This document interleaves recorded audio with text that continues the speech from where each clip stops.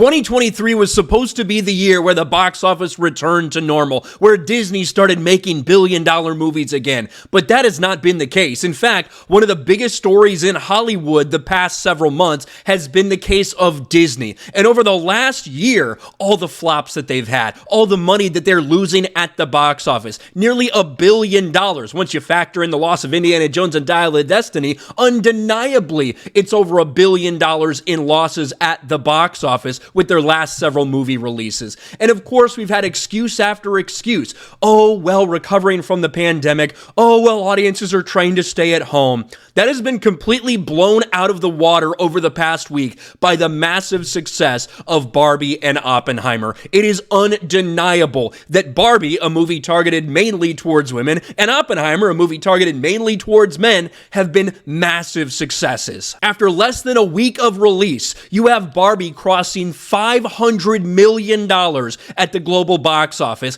and Oppenheimer closing in on $300 million. All while massive, big-budget Disney movies have flopped consistently. Whether it's Elemental, whether it's Indiana Jones and the Dial of Destiny, whether it's Ant-Man and the Wasp: Quantumanium, or whether it's even The Little Mermaid. Despite some people trying to say that that movie's a box office success, that is still over $150 million away from breaking even. The only thing they've released recently that may have broken even was Guardians of the Galaxy Volume 3, and it took nearly $850 million just to do so. But now, with the massive success of these two movies, you can't pretend like there's any valid excuse for Disney. The reality is their target audience has not been receptive to what they're pushing. Spoiler alert, Barbie is a movie that's made for women. It's made for adult women who played with Barbies when they were kids, and has a very pro-women message in it. Is there some woke stuff pushed in there? Yeah, I think it's way more pro-women than it is anti-male. I kind of disagree with some of the other people that were going really hard on this movie.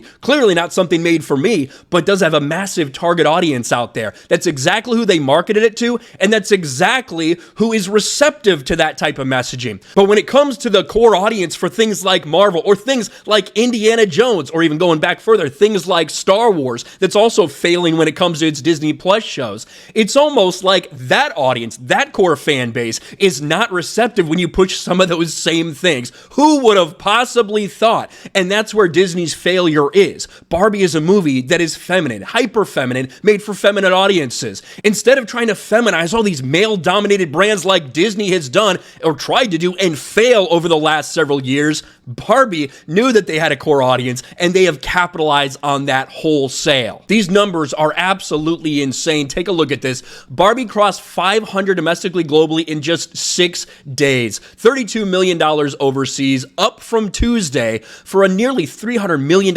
international cum, allied to US 237, hits a $528.6 million global, likely will hit $1 billion in its third weekend. And when you look at the numbers we're seeing during the weekday for this thing, it is outstanding. $26 million Monday and Tuesday, and Wednesday it was at $23 million. Compare that to something like Multiverse of Madness, which after its opening weekend definitely should have hit $1 billion, but just stalled out. I wonder why. Look at their weeklies. Look at their weeklies that we have here. It's Monday, 13. It's Tuesday, 12. It's Wednesday, 9 million.